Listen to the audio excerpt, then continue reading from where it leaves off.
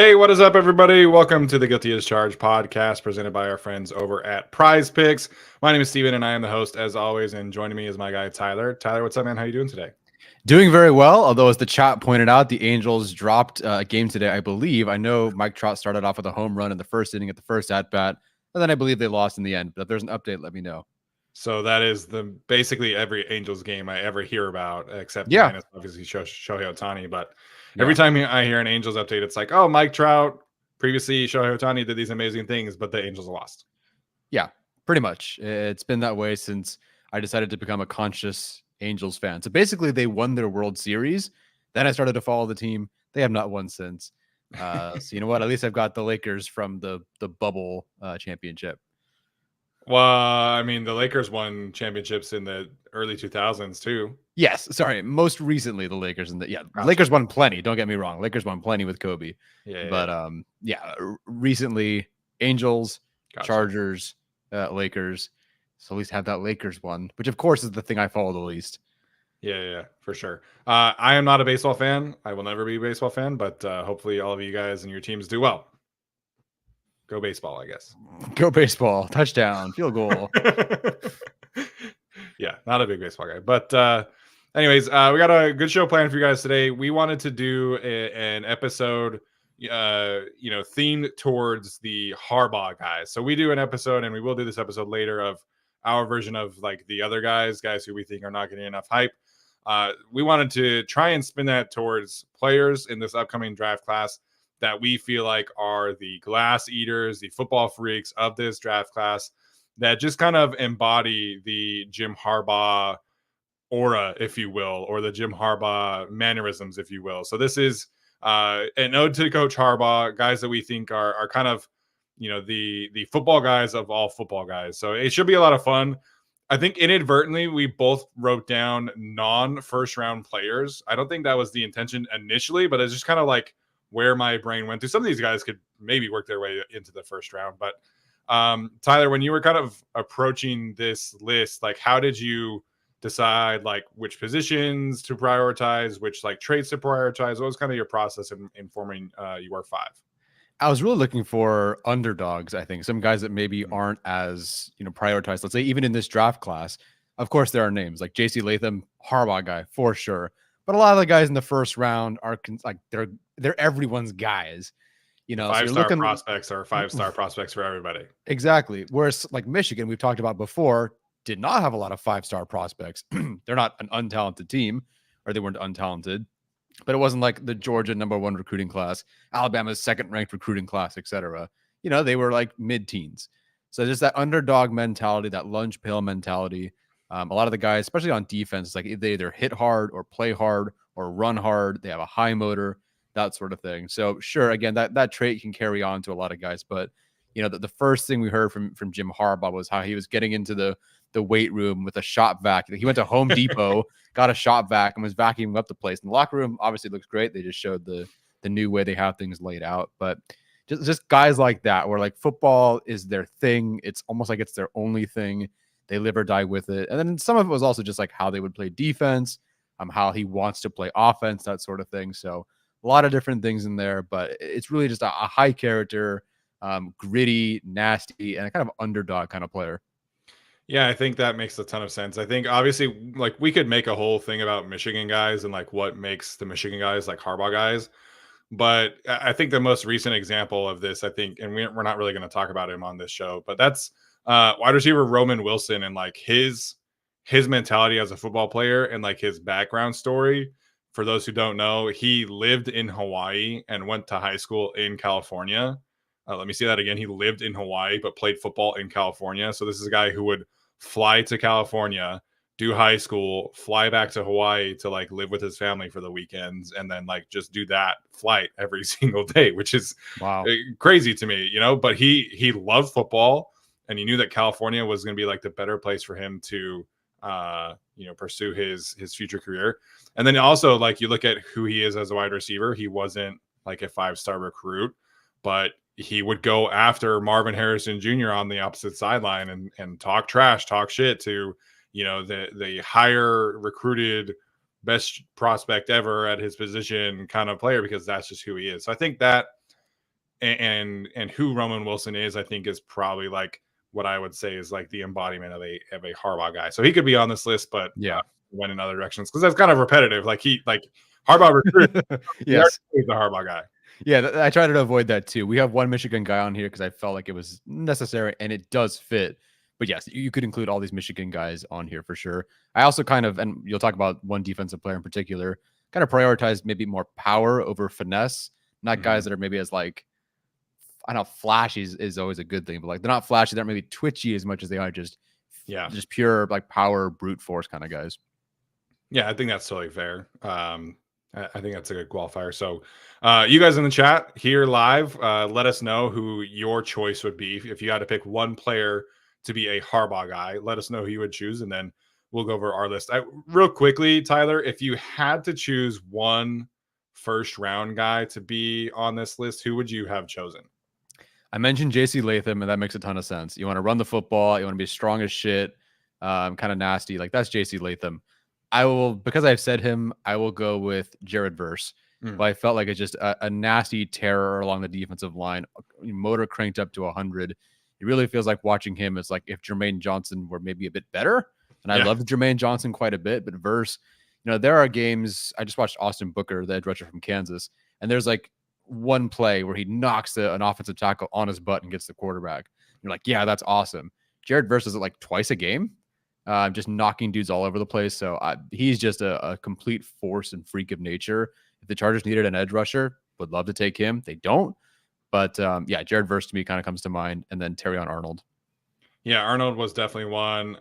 Jackson Powers Johnson, as Damage points out, I think that's an easy one, just like given his ferocious mentality. But I think my brain went to the offensive line, and I think Troy Fautanu in particular, just his overall play style, like he wants to bury everybody on every single play, and there's nobody better in this class of the offensive tackles at the snatch trap method, where you knock the hands down and essentially you get the guy in the dirt right away. So he's also a guy who is underrated. He's been doubted his entire life of, can he play tackle? Is he a guard? I think he was a 3-star recruit. So that kind of fits the mentality as well of kind of a lunch pail guy. Yeah. I think, the Chargers, if they trade down in a certain world, Fautanu could be their guy. So you look at just like his overall mentality, his approach to the game. I think he would check a lot of boxes as well along the offensive line. From like a physical prototype, like JC Latham is the quintessential Harbaugh offensive tackle, just given his build and his attributes and strengths. But Fautanu, from a play style perspective, from a mentality perspective, I think he would check that box too. Fascinated to see who actually is the Harbaugh guy in the first round coming up. Yeah, 100%. Lots of interesting scenarios. We got a lot of positive feedback from our mock draft scenario, mock draft series. So I'm excited about that. We'll cover some other scenarios. I've been messing with a particular trade down scenario that's not really being discussed that I think should be a lot of fun that we'll cover at some point down the road. Ooh, I'm excited. Don't even tell me until we get there. I want to find out live on live stream. All right, sounds good. Cool. Okay, let's. We do have a slideshow for this episode. The Harbaugh guys, footballers with an enthusiasm unknown to mankind. Excuse me, I'll get that phrase right eventually. So this is going to be a fun one. We're going to have discussions here about 10 different players with some honorable mentions. We each chose 5. So I think you guys will enjoy this discussion. I'm seeing some good names in the chat as well, so keep those coming. But Tyler, let's dive into the first one here. Let's do it. All right, this is my admission. Of course, I tried to get in a cornerback because it is a position of need. But when I picture a Harbaugh corner, I want somebody that is going to be physical at the line of scrimmage, somebody that's going to be physical at the catch point, and somebody that is going to play run defense. You have to have all 3, I think, in order for me to qualify you as a corner that is a Harbaugh guy. And, the coverage is not perfect. I understand that. A lot of people have him kind of pegged as a 3rd round pick. But getting him into this kind of situation where Jesse Minter and Jim Harbaugh could take advantage of his mentality, of his approach, I think this is the physical corner that you want. I hear a lot of like TJ Tampa's a physical corner. I hear Renardo Green's a physical corner. And not to say that they completely are not. Mhm. But when you're talking about physicality at the line of scrimmage, at the catch point, can play run defense, can tackle in space, this is Cam Hart.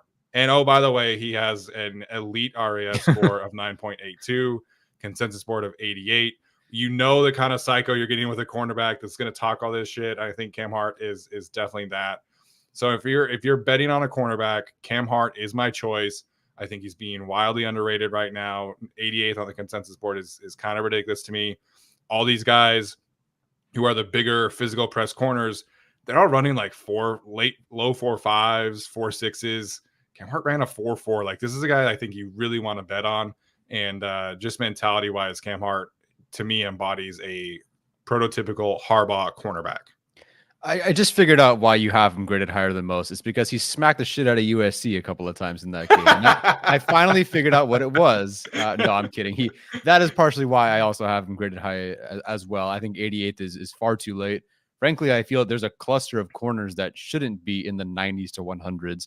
Why guys like him, Kyrie Jackson, etc., are considered like maybe a day 3 pick, or excuse me, a round 3 pick, is ridiculous to me. But Cam Hart is awesome. I asked Steven right after the stream when we decided to do Harbaugh guys. I'm like, are you picking Cam Hart? And he said yes. It was the first name that came to mind for me as well. But I know Steven likes him more. So Cam Hart here is perfect and should be talked about a lot more. Yeah. Yeah. I think he checks a lot of boxes for what we'd be looking for. And I like, if you like miss out on Terry and Arnold, I think Cam Hart's a pretty good consolation prize. Oh, absolutely. Absolutely. For me, this is a new watch for me. Nelson Caesar, the edge rusher out of Houston. No one's really talking about him. Didn't even know he really existed before the draft. Frankly, I didn't know that I was watching Luke McCaffrey when he was playing Rice.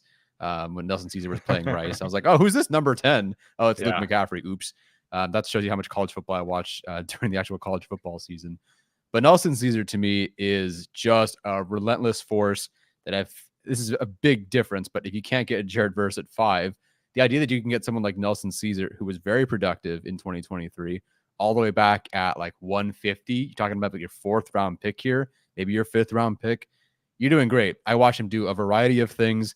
He's someone that they have stand up. Okay, so I'm going to say something that sounds blasphemous, but if you watched Chris Rumph at Duke, they kind of have a similar-ish role, sort of a Nick Bonito role as well, but kind of like Chris Rumph was at Duke. With that said, Nelson Caesar is better, I think.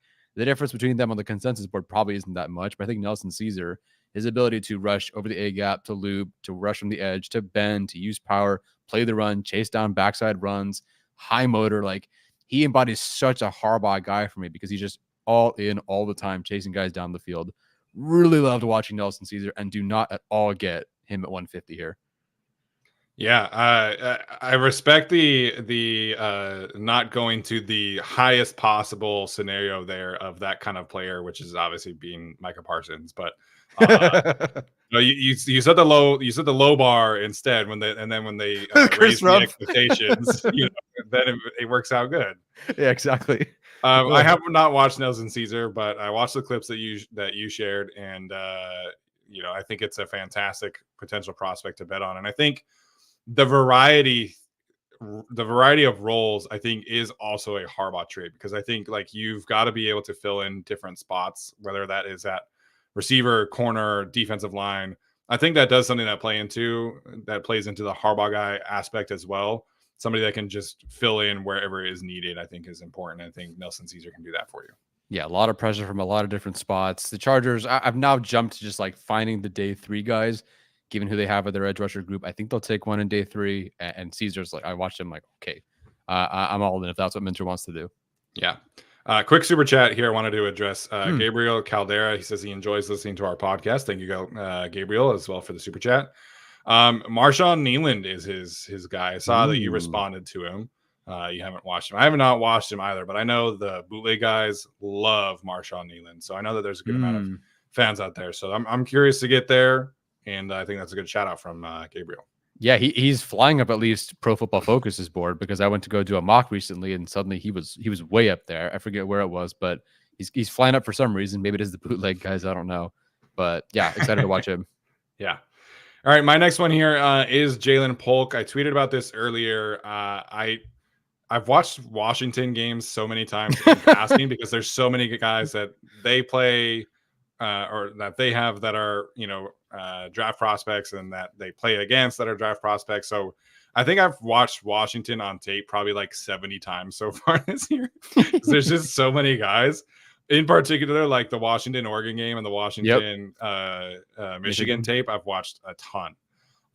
Every time I turn on the Washington tape, Jalen Polk just continues to pop. And I think his diversity of role is definitely what plays into here, the physicality.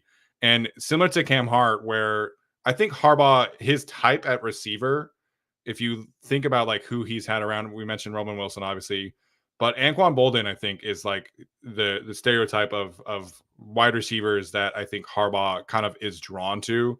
Michael Crabtree as well, I think, could apply. Obviously, those were 49ers guys. But you're talking about a guy who it can be physical and beat press coverage, can be a contested catch guy, and be physical at the top of the catch point. Somebody that can block really, really well, and then somebody that can play all three roles. Like, I think that is important. I think that's why I believe in Josh Palmer's potential in this offense, is because he can do all those things too. And I think Jalen Polk is essentially like a better version of Josh Palmer in that regard. He runs routes extremely well. He's very efficient with his movements. He's stepped into various roles at Washington. Last year in 2022, he was the wide receiver 3 because they also have this guy named Jalen McMillan, who's also really freaking good. This year, McMillan was hurt, so Polk was wide receiver 2. Then there were other games where Rome Odunze is getting double teamed, not able to be consistently targeted as much. And Jalen Polk essentially assumes that wide receiver 1 role. So I love the toughness that he plays with. I love the versatility that he plays with. I just elevated him ahead of A.D. Mitchell on my overall board, so he is wide receiver 5. For me, he does have a first-round grade, but he's not being talked about as a first-round prospect at this point in time. But I just think he would be the perfect Harbaugh wide receiver, the physicality, the toughness, the versatility. He just checks all those boxes, and then it all, like, his RAS score is good. It's not great, but I think it's better than people will give him credit for. Yeah, I believe, well, Kyrie Jackson right here on the screen, his RAS is better, and that wasn't a problem for Polk on that one play. I mean, and watching Kyrie Jackson, the corner from Oregon, plenty of times you target him downfield, and he's going to break it up. He's going to squeeze to the sideline, whatever. That rep that Polk had for the touchdown against Oregon, against Jackson, I just think is really, really a special one. Plenty of really good reps, but that one, just to beat him over the top, to get past someone that tall, that fast, that long, still get on top of him for a touchdown and get past him like this is tremendous. So yeah, Polk, I think, is very underrated. I don't know if he'll be 5 or 6 for me. He's comfortably going to be in the top 7 for me at wide receiver. No question about that. Yeah, I do think he's underrated for sure. You know, people are going for maybe like a smaller, more speedster kind of type, I guess.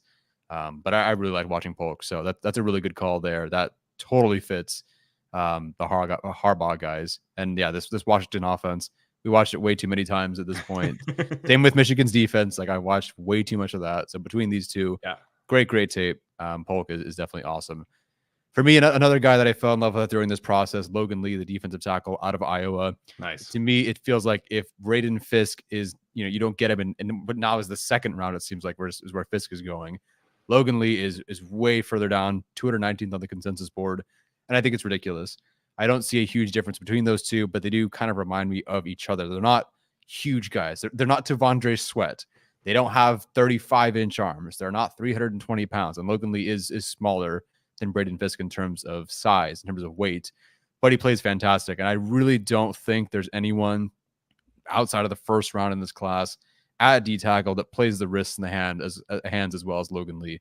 That was consistent. It was a forklift nonstop. The way he plays the wrists and hands is fantastic. Like, just making the most out of what he's given. And of course, the motor is there. The burst is there. Again, very much so felt like Braden Fisk. This guy is almost 220th on the consensus board. Fisk is someone top 50, top 60. And while I do believe there is a difference, I don't see a huge significant one. I love this photo. I don't know how that happened. I'm trying to figure out how the physics of this worked out. Yeah. But yeah, Logan Lee was awesome. Maybe he doesn't fit a Minter prototype. Obviously, he's not your space eater like nose tackle by any means, but the character and the way he plays definitely fits for me. And he got Jim Harbaugh sum up close. 3 pressures, 1 sack, and 2 stops versus Michigan. Had a very solid game against Michigan and a very good offensive line. So I think he's at least on Jim Harbaugh's radar, considering he saw him right there. Yeah, and I think he's also played some edge rusher for Iowa as well. So he's been able to play different roles. I think he started his career out as a tight end, if I'm not mistaken. So this is a guy who has shown that he's willing to do what is required of the team, and he's been able to put on weight and play defensive tackle.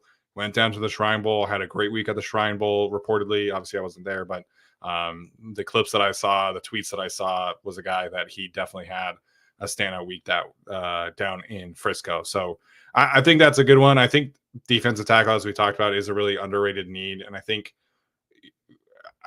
they're going to be comfortable with like Otito and Puna doing like the rundown stuff. So they do need more pass rush. It can't just be Morgan Fox all by himself. So I'm not opposed to taking a flyer on Logan Lee by any means. Yeah, me neither. All right, Darius Robinson was a guy, again, this is potentially a borderline first-round pick, although his testing was good. It wasn't great, so that kind of moved people down a little bit. His consensus board is 31st. But this, to me, is the most physically impressive edge rusher in this class. And I think you mentioned Jared Verse earlier. This is a guy who just is incredibly powerful. And I think part of like the Harbaugh experience, I would say too, is like putting out your best performances against the best competition. And if you watch Darius Robinson against Georgia, he ate those boys alive. He was so dominant in that game against the run, against the pass, and he wins in a variety of ways. Like his go-to is power, but his ability to toss offensive linemen to the side, I think, is incredibly impressive. This is a guy who's probably more of like a 5 tech, like a 4 tech in this game, in this specific scheme. I think you can kick him inside from time to time because he's like pushing 290. He is a physical player, and I think just the lunch pail mentality. He played interior defensive line in a 3-3-5 scheme for Missouri. They switched to a 3-4. He played outside linebacker. So this is a guy who just has dominated his best competition. He's checked every box. He went down to the Senior Bowl and was able to really have a fantastic week at the Senior Bowl. So I love watching Darius Robinson on tape. He checks a ton of boxes from a testing perspective, from a size perspective. And I am just, Thomas almost got me with that comment, man. Me too. Me too. I'm like, no, start the channel over. Yeah. I was like, no. Okay. Well, read it. This is the comment from Thomas Martinez for our audio ends. He says, Darius Robinson has multiple felony warrants out for assault on Georgia tight ends. Almost got me there. Almost got me. Yeah. I was going to be like, well, never mind. But no, that's very accurate. He wrecked Georgia in that game, and he had some other great performances throughout the season. So physical player. Yeah, he is. Someone I instantly thought of as well. You had watched him first. You told me to watch him. It took me a while, but I think a few days ago I finally did. And that Georgia game and many of these games, I remember the last time I saw a pulling like tight end or a guard or whatever, like look afraid to go take on Darius Robinson. Yeah. There were so many plays, like they'd run up and you can see them kind of just be like, oh God. And then Robinson would just decleat them. I mean, this dude is just all power. Not like a well-rounded player, but the power is so enticing. What he's able to do, play after play after play, is awesome. So yeah, like we sort of discussed, like for this exercise, I felt more power over finesse. And Darius Robinson totally fits like it. Of the edge rushers I've watched in the second, third rounds, like he's definitely one of these guys for sure. It was a ton of fun watching him. Yeah, the power profile going from Khalil Mack to Darius Robinson would be really, really cool. Chargers don't need an edge rusher, obviously, but there's a lot of similarities in their games, I think. Not saying that he's going to turn out to be Khalil Mack, who's been one of the best players of our generation, but just from like a consistent power, consistent physicality, I think there's a lot to like there. Absolutely. Okay, so had to finally get a Harbaugh official guy in there, a Michigan guy in there. And I'm going with Mike Sainristil, the corner from Michigan. I believe Arjun's in the chat. I'm sure Arjun has plenty of things to say about Mike Sainristil. Everyone loves him. Every Chargers fan is basically mocking him to the Chargers in the second round. I believe he had a visit with the team as well. Sainristil is fantastic. We've all watched the play against Ohio State where he decleats, I believe, the running back. We've watched that 47 times. And every time I watch it, I love it. Like, but he does that so consistently. It's not like a guy who's got the one big hit and that's it. Like, he's a consistent enforcer, passes broken up, interceptions, you name it. He's all over the field. Fantastic fit, obviously, for this defense. And of course, total Harbaugh guy. Yeah, and talk about somebody who's done multiple roles. He started his career at Michigan as a wide receiver, also has done punt return stuff. I think he checks a ton of boxes for that kind of just mentality from everything that I want to say it was Joel Klatt heard throughout the season. Mike Sainristil was the vocal leader of the Michigan defense. And this is a defense that has like 12 guys who are going to be drafted. So Mike Sainristil being the alpha mentality, despite being the, formerly under recruited wide receiver, probably the smallest player on their team. That alpha mentality, I think, also plays very well on the Harbaugh isms, if you will. Yeah, watching some of these prospects, whether it's like a DN who became a tackle or a safety who became a linebacker or whatever, you can tell sometimes that they are a former whatever they were that was not their thing. Sainristil being a corner, having been recruited as a wide receiver, is so impressive because I genuinely could not tell, not that he's perfect, that this was a guy that was going to be a receiver. Yeah, usually the wide receiver to corner converts are a little bit more finessey, a little bit afraid of contact. That's not Sainristil, man. Like he will play the run, he will blitz. Like a lot of people have thrown the Mike Hilton comp out for Mike Sainristil, and I think that's a fantastic comp because he's so good as a blitzer, so good as a tackler. And then you watch him cover, like I mentioned Jalen Polk earlier. Like Sainristil kind of locked him up a little bit. So I like Jalen Polk quite a bit. Sainristil had a great game against Washington. He had a great game against everybody, really. So you're responding to this in the chat here, but Sainristil at 37, you're cool with that then? Ooh, okay. So the question was, am I going Lassiter or Sainristil at 37? And so my tie was broken going to familiarity. Like one guy actually did play the slot in your defense and you know him. So that tie would go there. At 37, I would get it, but I'd have to see the whole board. Like I think he is worthy of a second round selection. That is not out of the question for me. But I'd have to see who else is there as well, because I think there are other players I'd like, but I would be okay with it in a vacuum. Okay. All right. Sounds good. I think he's an easy player to like for sure. Oh, yeah.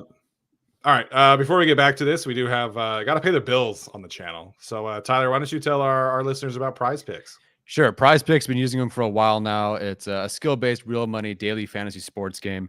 Pick 2 to 6 different players, and if they'll go more or less than their Prize Picks projections. And you can do just about anything. Sure, you can do NFL projections for the 2024 season. There's League of Legends. Shout out to my former roommate, James, if you're out there. NBA, March Madness, you name it. Cricket, whatever you can think of, it's on Prize Picks, and it's a ton of fun. So to make your selections, go to prizepicks.com/guilty. Use the code GUILTY at checkout for $100 off your first deposit. For a first deposit match up to $100. That's prizepicks.com/guilty and use the code GUILTY. There you go. I never would have guessed that they would have esports on there. So shout out to Prize Picks, changing the game out there. Mm-hmm. All right, our next one here, courtesy of the Unified Healing EE system. This is a brand new campaign for us. And whether you are a world-class athlete, podcaster, gamer, school teacher, school counselor, whatever the case may be, we all understand the importance of mental and physical well-being and proper recovery for top-notch performance. That's why we are excited here at the Guilty as Charged podcast that Unified Healing is sponsoring this episode of our show. Now, the EE system of Unified Healing is a new and super innovative global network of wellness centers powered by Energy Enhancement System, or the EE system. If you haven't heard of the EE system yet, you'll want to listen up. The technology promotes wellness, deep relaxation, purification, and rejuvenation. Whether you're here in Fresno or Orange County or wherever the case may be, there are hundreds of other locations across the globe. Access to a center is easy and affordable. If you are interested in experiencing the EE system technology for yourself, we'd highly encourage you to go to unifiedhealing.com/guilty to learn more and find a center near you.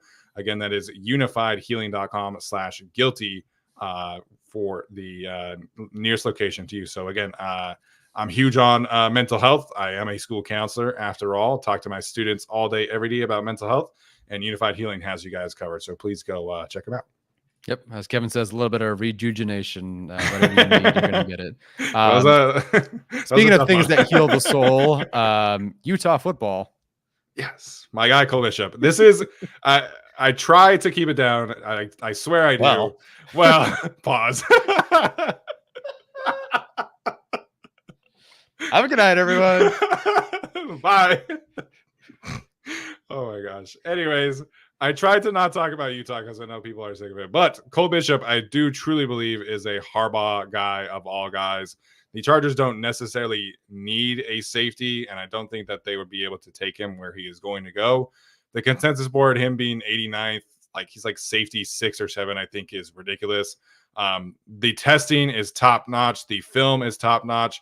This is a guy that loves contact. Like he almost to a detriment, he will not play the football. He plays the body. He tries to hit you as much as he possibly can.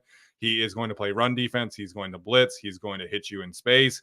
This is a guy that seeks out content left and right. He is from the state of Alabama. He was a 3-star recruit.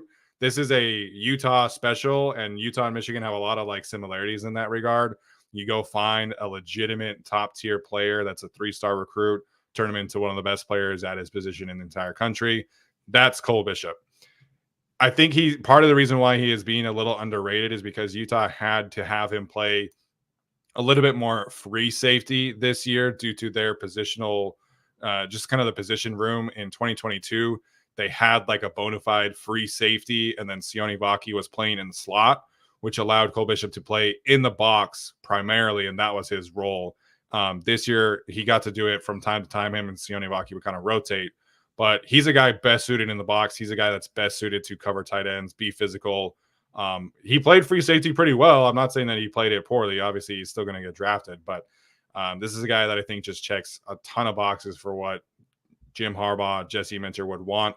And then, oh, by the way, he has a 9.87 RAS score, the most athletic safety in the class, according to RAS at this point in time. So this is a guy I would love to see on the Chargers. I just don't know if they'd be able to take a safety in this class. Yeah, I think as Jay Dong points out, Cole Bishop's a beast, and they could use the safeties. Minter could use 3 safeties a lot, and I totally agree. Obviously, if they take Cole Bishop, it's over on the JT Woods experiment. But I think that they should be looking for that next guy. Probably will be a later day three kind of guy. Ryan Ficklen will turn him to a Pro Bowler or something, and then he'll take over for whoever in a few years. But yeah, no, Cole Bishop, have not watched him. This is the only player that we're going to mention today that I have not watched, but I'm excited to. With that said, like, there's nothing I could say in a breakdown of Cole Bishop that Steven couldn't tell you. Yeah. So I'm just gonna let Steven scout the Utah guys and just take his word for it for now. Yeah, if you are able to, just really quickly watch the Florida game, watch the Baylor game. He got injured a little bit after that, but those 2 games, he's just around the football a lot. He had 2 forced fumbles in that game, interception against Baylor. Love Cole Bishop. Yeah. I did not watch Utah's defense yet, but I've watched USC games, and I've watched some Pac-12 games. And yeah, like Cole Bishop, there's always something. Cole Bishop does something cool. I know that because when Utah's playing football, Steven's like, you got to. Cole Bishop is probably 50% of my tweets about Utah games. For yes, sure. Absolutely. Yeah, it's that, and like maybe Utah's women's basketball team, and that's about it. Like, anyway, moving on to the next guy, Ben Sinnott, the tight end from Kansas State. We've discussed other tight ends so far throughout this mock draft process. I don't believe we've taken Ben Sinnott. Last time we took McLaughlin from Arizona. Yeah. But to me, sometimes if you're looking for like the pure tight end inline guy, that's not necessarily Sinnott. And I think people are taking him assuming that's the case. But to me, it's the way he blocks all around as an H-back from the backfield, etc. The way that Kansas State creatively used him. I just think it kind of fits perfectly. It's kind of run game adjacent, but also he can play the tight end stuff. I could see both Ortiz and Harbaugh being in on Ben Sinnott, especially given the fact that he's 104th on the consensus board. I think he was like 140 on PFF's board. So this is a guy that I think he's being underrated, but also like I get that he's like this tight end class isn't great. He's not like a pure awesome receiving tight end, Right. like Brock Bowers, for example. But I think he's very underrated, does the dirty work. Really do like Ben Sinnott. Yeah, as Kevin Kernick pointed out in the chat, he played all over the place for Kansas State. He played some fullback, played some H-back. This is a guy who can do a lot of different things for you, just from a pure blocking standpoint. Oh, I've got the all-star filter on. Duh. Okay.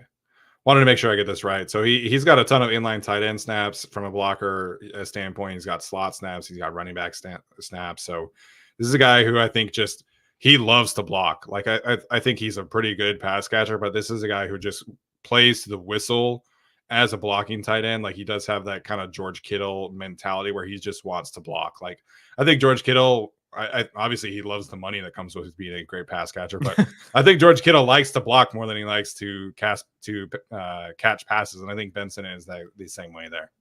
Yeah, he at least did in the Super Bowl. Fair.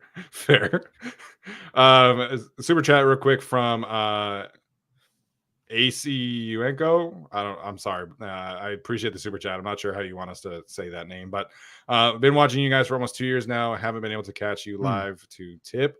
Love the content. You guys are my favorite Chargers content creators. We appreciate that. Thank you so much for the support. Thank you very much. A lot of love the last couple of days. Our last Chargers episode was like so much love, like overwhelmingly so. It feels like we like set you guys onto that video to write those comments, but we didn't. Like it was just you guys showed up and said nice things. And I really appreciate that. A couple of people saying that like 4 p.m. is they've never been able to watch us live before. So I don't know. Maybe we'll have to bounce around 4 p.m. start times every once in a while. Hey man, I had to drive like 60 miles per hour on the way home, so I don't know if I want to do that. Rookie numbers is all I'm saying. Rookie numbers for sure. Yeah. All right, I'll get to the next one here. I talked about Hunter Nourzad last time. It was difficult for me not to talk about him. Like I thought about doing like Bo Limmer. I watched Bo Limmer play guard a couple last night. Went back and watched some of his guard tape against Alabama. You know, there are some other interior offensive lineman prospects. I watched Cooper Beebe this week from Kansas State. I think he also applies. But it's the versatility for Hunter Nourzad. I think, you know, he's a guy who can play guard or center. He definitely has the body type. He has the experience. He started for Penn State at left guard last year, center this year. He's an Ivy League guy, so it's not like he comes from like a 5-star background. He had to work his way to Penn State.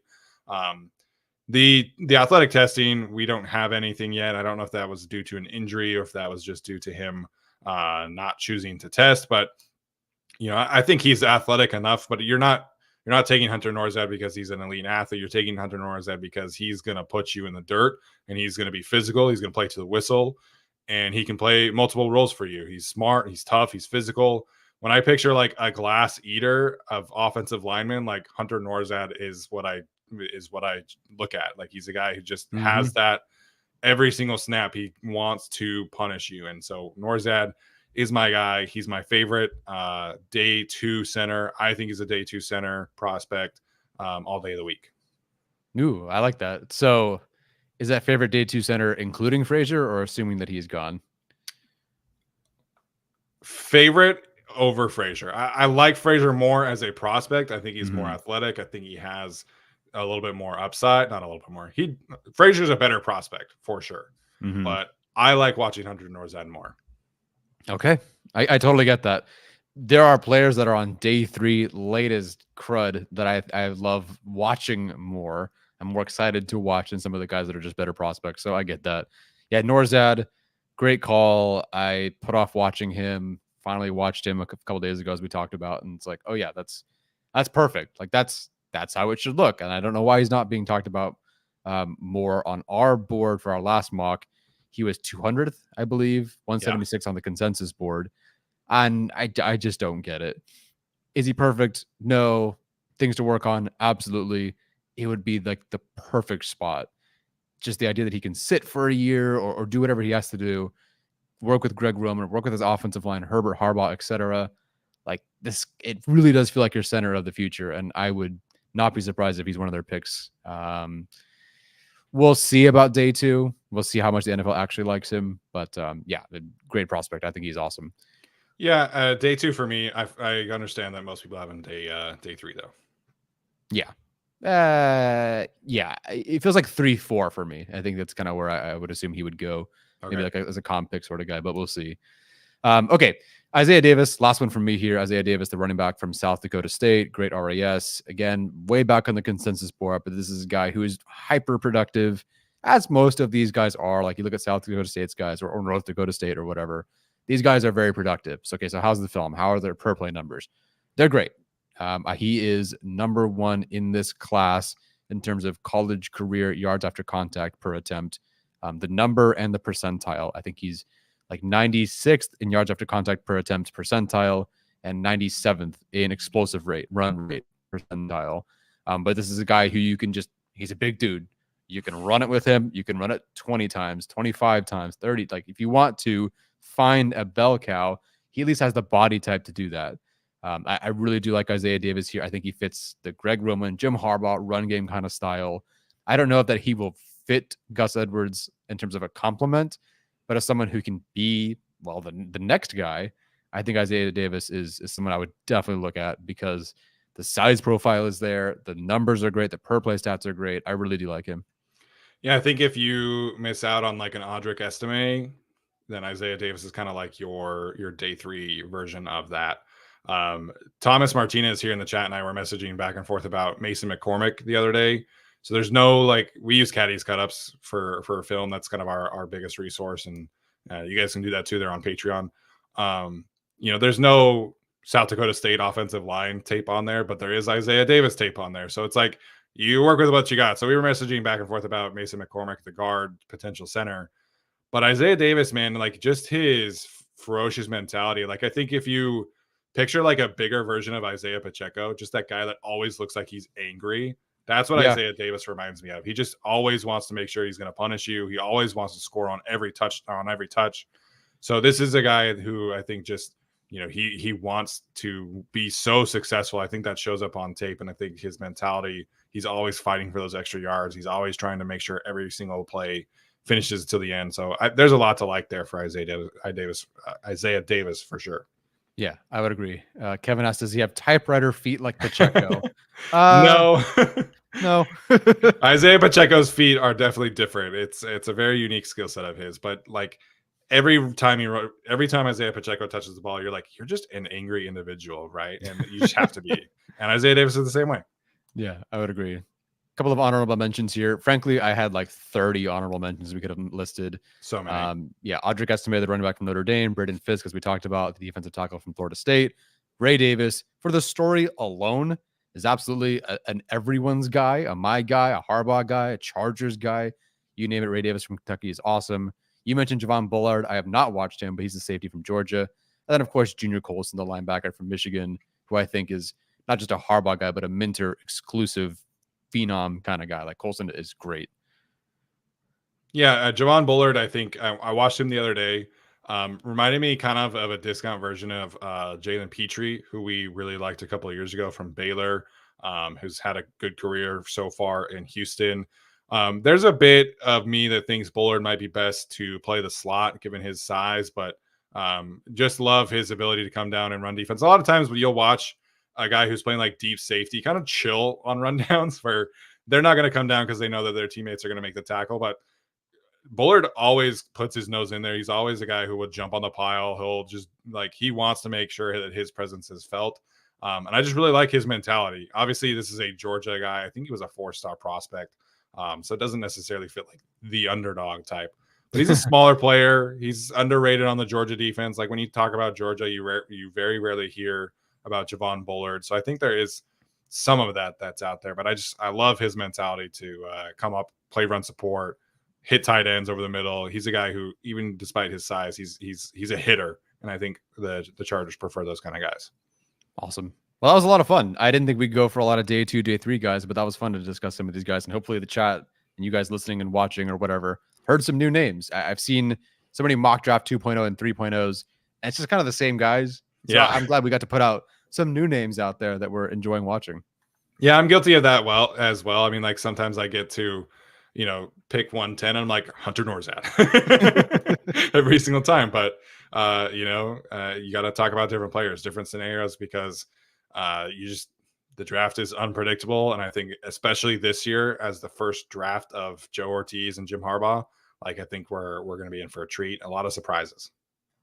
Oh yeah, a lot of surprises. Hopefully we just get like one guy we talked about.